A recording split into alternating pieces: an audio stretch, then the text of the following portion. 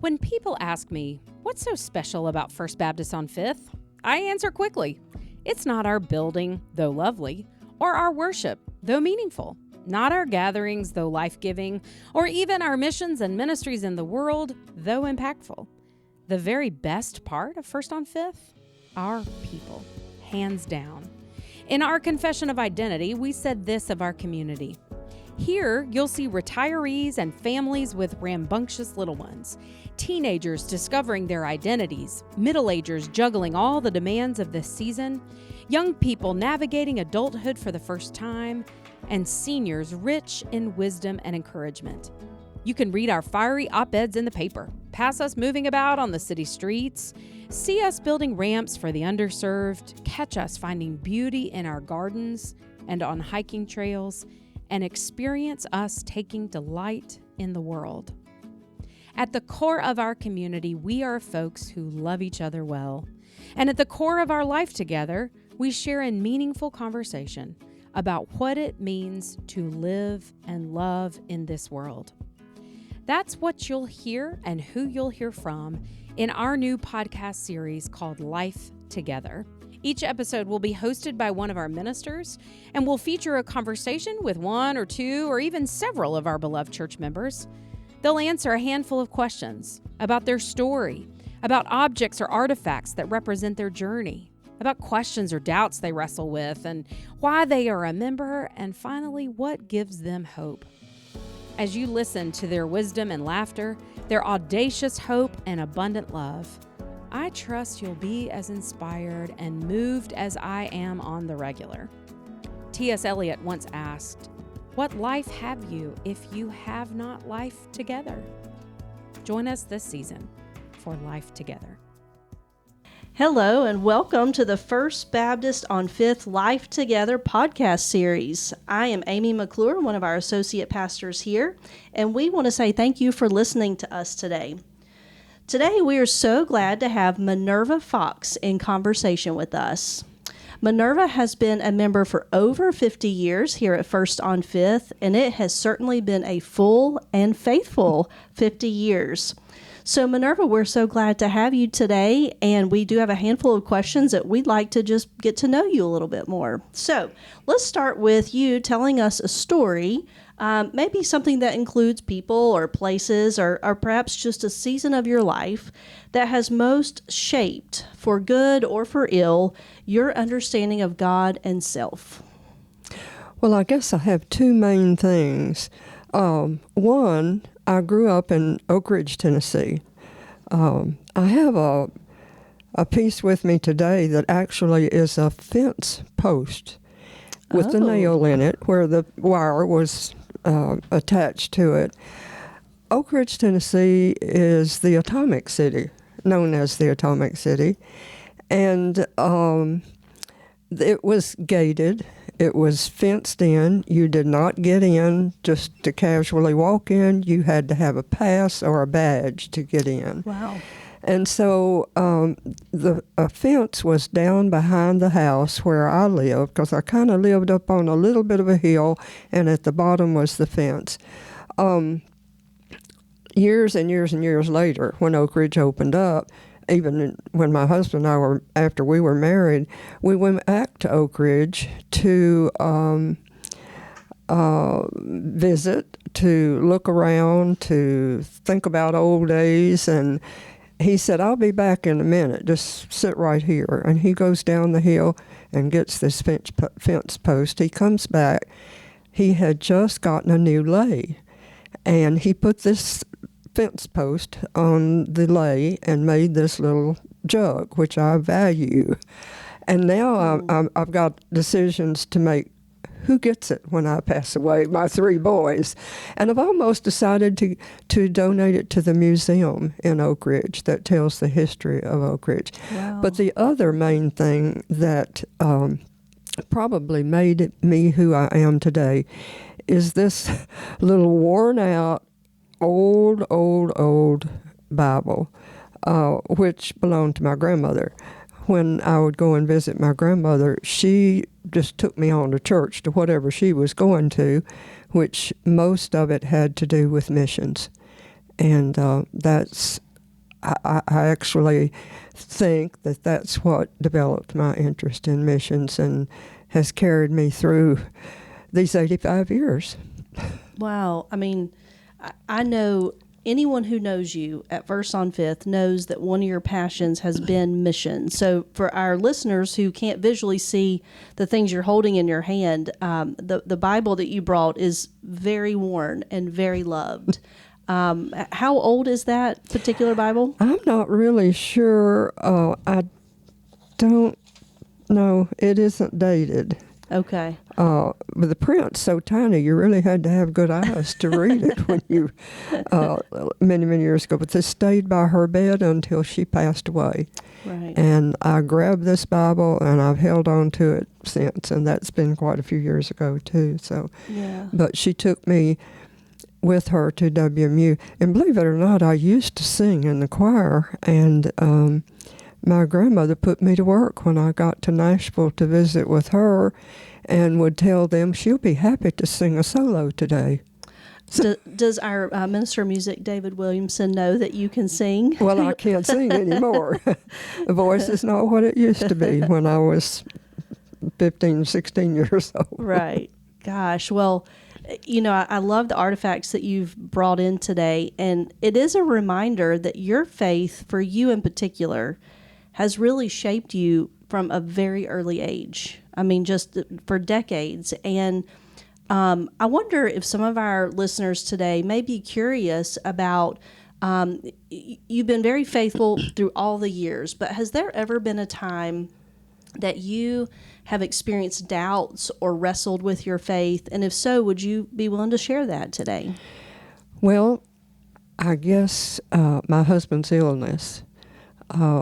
Years and years ago, we lived in Birmingham, Alabama, and he was very ill when we lived there, and so didn't know from day to day what was going to happen the next day. And I prayed and prayed and prayed, and I had asked everybody that I knew to pray with me about it. And of course, eventually he recuperated, and we were able to move on, and he able to go into the ministry after that.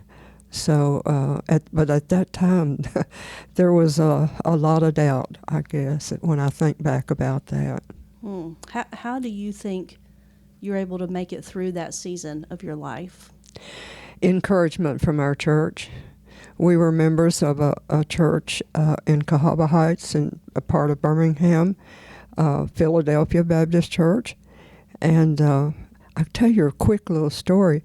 The preacher, or the music minister, we sang in the choir, both of us, and he was getting ready for the Easter cantata. Anybody remember the cantatas? Yes. He was getting ready for that, and he came to the hospital every day to see my husband. My husband was in the hospital 3 months, and he went over that music with him, and he said, "We're going to get you ready to sing in the Easter cantata." And my husband said, "Well, I don't think I could stand through that, because you had to stand up the whole time." Mm-hmm. And he said, "That's okay. We'll work that out." He did work that out. They learned the music, or he learned Thurman learned the music, and on Easter he was in the Easter cantata. Wow! But he had a big stool to sit down on, so the music minister had arranged everything to where he could participate in that. And that, to me, that was the kind of people that surrounded us during that time. So that kind of brought us through it, I think, through his illness. One thing that really stands out to me in that story is that in your greatest moments of doubt or questioning, the way you came through that was to lean even more into your faith community. And they are the ones that carried you through that doubt and that uncertainty, which to me just, again, speaks to the value of life together. And we can't do those things alone. You know, in our moments of doubt and wrestling, it doesn't make sense to isolate ourselves. It makes more sense to allow people to come in, you know, to our little bubbles and be with us in those moments. the church you describe does sound a lot like churches a lot of, folks have grown up in. I'm curious, from there, how did you find your way to First Baptist Church on Fifth in particular? What brought you here? Well, after that illness episode, we moved to Baton Rouge, Louisiana, where lots of things happened there. That territory was just open to ministry, and we participated in most everything that we could, having 3 little boys. But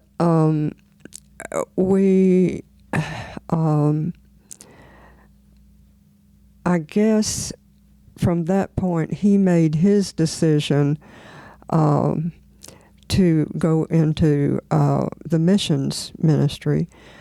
He was contacted by, I don't know how they heard about him, but he was contacted by a group here in Winston-Salem who were looking for a director of missions, is what they titled it at that time.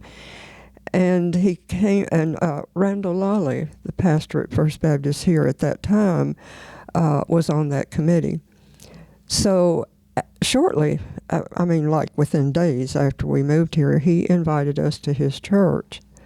So he said, now I'd like for you to meet me at the church at a certain time, and then we will go eat lunch.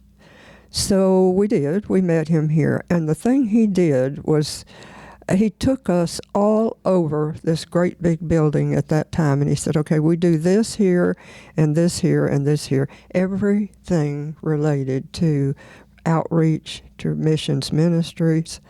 And it just impressed us. And we did not have to visit elsewhere. We just made that decision right then and there. And the next Sunday morning, we joined.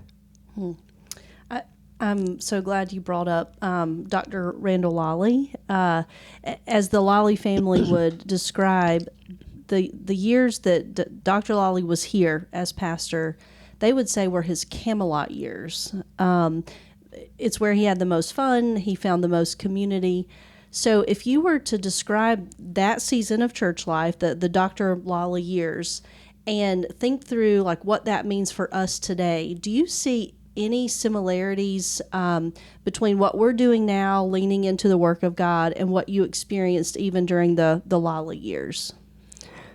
Well, as our new missions minister here, I was thrilled to death after Saturday a week ago when we had Missions Day, and had so many people turn out on a Saturday to participate in different facets. And here I come back to the missions thing again, but I just kind of feel like God has given each one of us a special ministry of some sort. Somebody may have to help pull it from us, but there's things everywhere that we can do to reach people. And I'll tell you a funny story about Randall Lawley, very short story.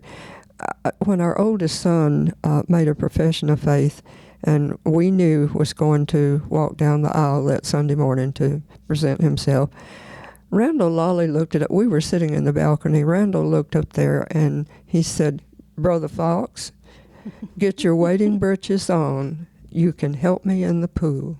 Wow. I've never forgotten that. Oh, that's amazing. And he,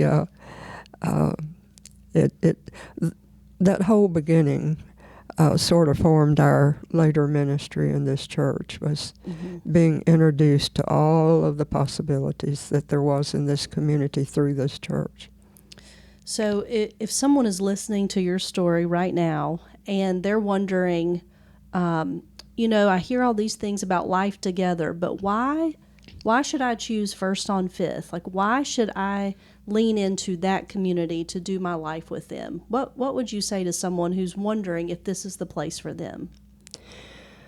Well, we've been through some ups and downs when we had the building torn down, changes in staff and